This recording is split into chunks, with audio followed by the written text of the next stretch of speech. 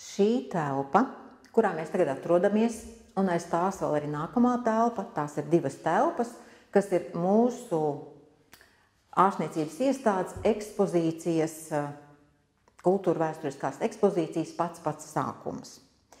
Bija 2014. gads, un mēs sākām veidot savu pastāvīgo ekspozīciju. Bijām nobalējuši 190 gadu jubileju, vēl līdz gada beigām no septembra līdz decembrim bija daži mēneši, domājam, ko vēl varētu mēs veltīt savā jubilejas gadā. Atcerējāmies, ka mūsu iestādes kolektīvu sapnis bija veidot muzeju.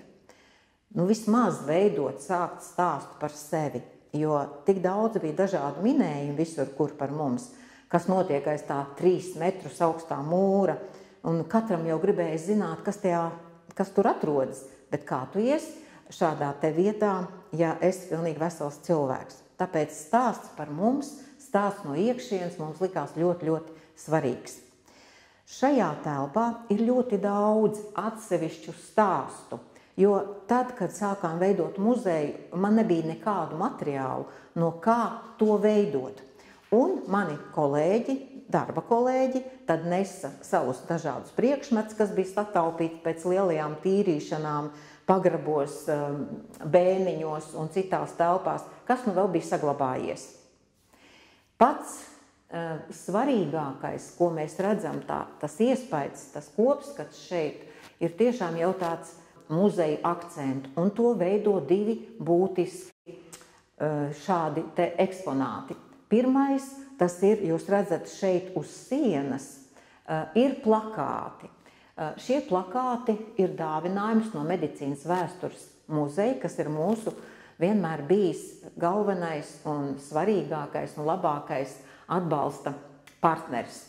Mēs esam daudz ar viņiem sadarbojušies, un materiāli ir no viņu krājumiem arī, kā arī, ja mēs paskatāmies tagad uz otro pusi, tad mēs redzam, ka šeit ir svarīgākais objekts, kā mēs viņu saucam, jeb mūsu lielākā vērtība, arī no Medicīnas vēstures muzeja krājuma, tie ir mūsu sakrālie priekšmeti, kas dāvināti iestādē pirms 200 gadiem, bet padomu laikos ir atrasti un nodoti Medicīnas vēstures muzejam.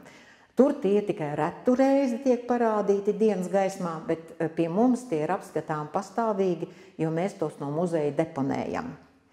Tad skatoties uz šiem diviem eksponātiem, jau rodas kāds varbūt iespējas par to, kas ir psihiatrija. Šie plakāti, ko jūs redzat pie sienas, liecina psihiatrijas attīstības ceļu no senākiem laikiem. Tur no pirmās planšetes, tur redzam plakāta tālāk jau kā tas ir attīstījies. Te ir fotogrāfijas no mūsu citām psihoneiroloģiskajām slimnīcām, no Strenčiem, no Ģintarmuižas, bet nav neviens bildes no mums. Jo, kā jau es teicu, man nebija nekādu materiālu, no kā sākt vispār veidot šo muzeju sākumā. Toties šeit ir lielisks ieskats, kā ir psihiatrija attīstījusies, kāds bijis ir interjers pagājušajā gadsimtā, kādas bijušas ir metodes, jau sīkāk par tām aprakstot šīs metodes. Augšā savukārt tajos plakātos ir redzams, kā ir attīstījusies farmakoloģija, psihofarmakoloģija, ka mēs redzam, kā soli pa solim Latvijā, pasaulē ir attainot notikumi, kas ir virzījuši pie pirmajām klīniski lietotajām zālēm. Tas ir aminazīns, torazīns. Tātad šie divi galvenie mūsu artefakti vai galvenie mūsu pastāvīgās ekspozīcijas objekti, ja tā var teikt, veido šo noskaņu šajā telpā. Bet, ja mēs paskatāmies tālāk, mēs redzam šeit vairākas vitrīnas.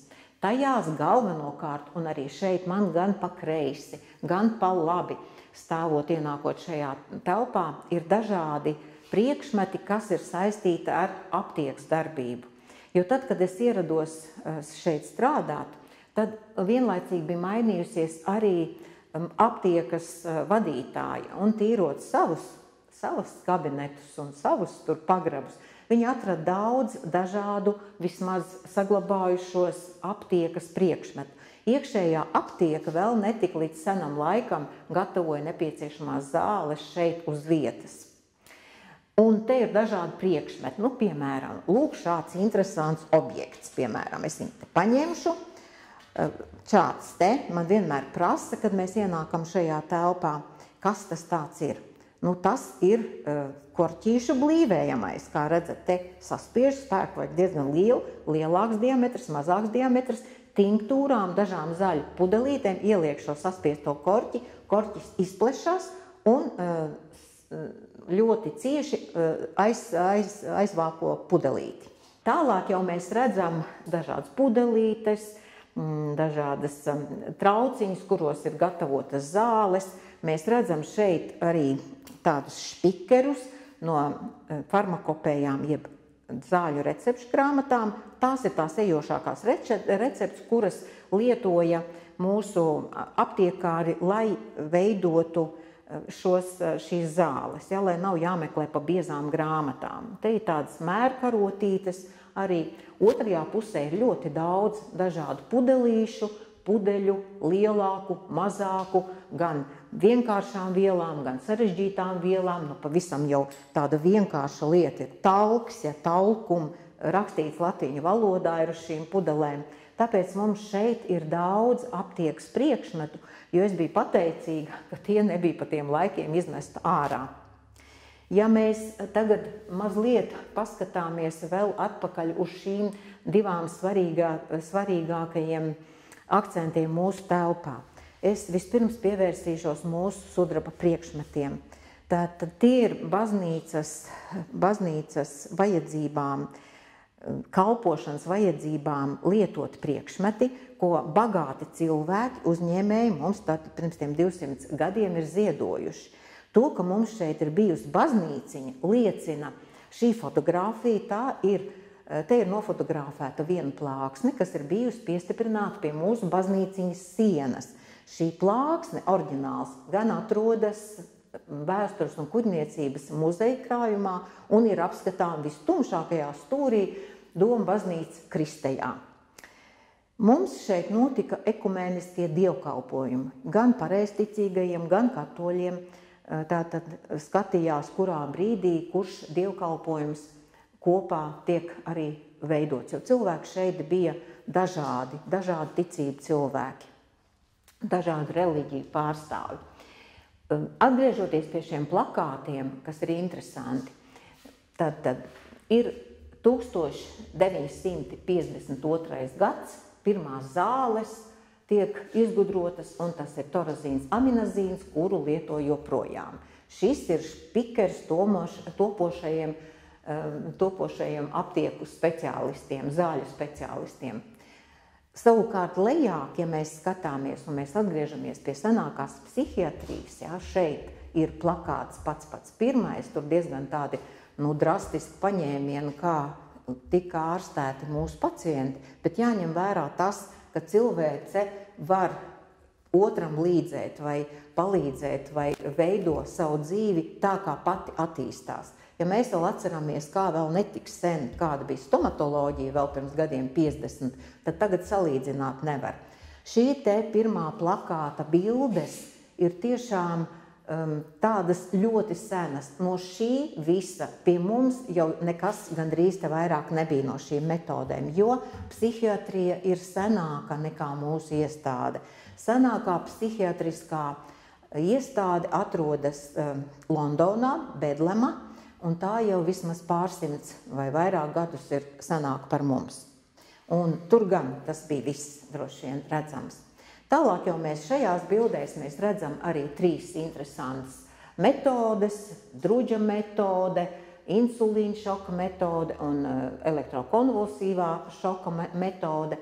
Tātad šīs metodes jau arī ir stipri attīstījušās līdz laikam, tas ir jau sens laiks, pagājušā gadsimta sākums, ārstēšana drūdz diezgan ātri jau atteicās, jo blakņu bija daudz. Insulīna šoka metode, tā diezgan daudz tika lietot arī padomu laikos, bet diezgan arī sarežģīta tāda metode, kad cilvēki ieved tādā tā kā insulīnu komā, lai var atpūsties smadzenes, un tad viņš pats atmožas vai viņi atmodina. Savukārt šai druģa metodei skaidrs, ka tur vajadzēja mākslīgi izraisīt šo drudzi, cilvēku organisms cīnās ar šo naidnieku, un tādā veidā cīnās viss, ieskaitot arī smadzenes. Bet pēdējā šī konvulsīvā metode vai elektrošoku metode, kur izmanto tiek arī tad, ja sirds cilvēkam apstājas. Šī metode, šeit ir bildes diezgan tādas, varētu teikt, arī tādas ne īpaši pozitīvi uzrunājoši, bet tā šī metode vairs neizskatās. Ir cita aparatūra, ir cita kārtība, metode ir aprobēta, attīstīta, jo pasaulē, Skandināvijas valstīs, kaimiņos, igauņos, lietuviešos šo metodi izmanto plaši kā parastu, labu psihiatrijas metodi, kas palīdz cilvēkam tādos atsevišķos stāvokļos, tad, kad jau vairs nelīdz zāles, kad no tām ir blaknes, kad nekas nemainās šajā cilvēka situācijā, veselības, tad šī metode vēl tā varbūt kādam ir pēdējā cerība, ka smadzeņu šī situācija, tā teikt, kā smadzenes tagad darbojas vai nedarbojas, kā vajadzīgs, kā šo nostumt tā kā no sēkļa šo prātu, šo situāciju izstumt no tā stagnācijas stāvokļa. Savukārt šeit mēs redzam ļoti interesantu tādu iekārtu arī no iekšējās aptiekas mūsējās. Tāds, redziet, tāda gan jāsaka gaļas mašīna maļamā, bet tas tā nav. Šī ir speciāla rīve, kas ļāva sasmalcināt kokosa masu, no kuras gatavoja svecītes, kas bija vajadzīgas. Ja? Tur pievienoja klāt dažādas sastāvdaļas, un tās lietoja ārstniecībā, lai nenoberstu gar rīvi savus pirkstus. Ja? Tad šī bija ļoti izdevīga, šis bija tāds ļoti izdevīgs agregāts. Savukārt šajā vitrīnā mēs redzam interesantas lietas. Pirmkārt, šeit ir mūsu aptiekas darbinieku cepurītes, ja, kādas tās toreiz bija nēsātas, jau Rīgas apģērbs ir pati jau ir vēsture, ir saglabājušās, tās bija vienmēr baltas, iestīvinātas. Savukārt otrajā pusē redzat 2002. gada modeli fiksēšanas saitei. Arī šodien lieto fiksēšanas saites, bet tā ir medicīniska aprīkojums, lai nesavainotu rokas. Savukārt šeit ir tādi metāli, dažādi tādi interesanti verķīši, dažāds dizains, ļoti dažāds dizains. Šīs ir tās saucamās slēgto nodaļu atslēgas. Tagad gan jāsaka, es domāju, ļoti maz mums vairs šādu atslēgu ir, jo tagad jau mēs modernos čipus lietojam. Kāpēc tās bija vajadzīgas? Tāpēc, lai pacienti atrastos tomēr vienviet tur, kur viņiem jābūt tajās telpās, un lai viņi neklīstu apkārt, neaizklīst, nenomaldītos gan pašā ārstniecības iestādē, gan ārpus tās, un lai arī netraucētu citām nodaļām darbu. Tāpēc šīs bija svarīgas, ļoti svarīgas šādi instrumenti. Māsām tie esot bijuši piesiet pie jostas, un tā viņas ar šo te visu atslēgu ir staigājušas un vēruši vaļā nodaļas durvis. Tas nenozīmē, ka cilvēki netiek palaist ārā, pastaigā arī šodien.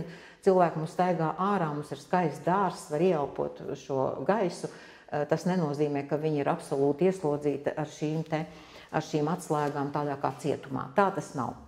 Savukārt vēl šajā te pusītē mēs redzam interesantas tādas vēl lietas. Šeit ir arī tāda kastīte, kas atrodas kreisajā pusē uz palodzes. Tātad šī kastīte ir ar dažādām zīmītēm, tādām birkām, kuras liek klāt pie sagatavotajām zālēm. Tur uzrakstīja, kam tā ir domāta, šis medikaments, kad tas ir gatavots, kas to ir gatavojis, kāds ir tas lietošanas biežums. un tātad šeit bija viss tā vajadzīgā informācija uzrakstīta. Zāles svēra gan ar šiem svariem, ko jūs redzat, šie ir tādi vidēji lieli svari šeit uz palodzes, šeit ir lieli svari, jo bija jau atsevišķi vai tā kakao masa, tie bija lielos tādos iesaiņojumos, tāpēc tos vajadzēja arī nosvērt. Un tur ir tādi pavisam mazi svariņi mums pie šī loga ailes.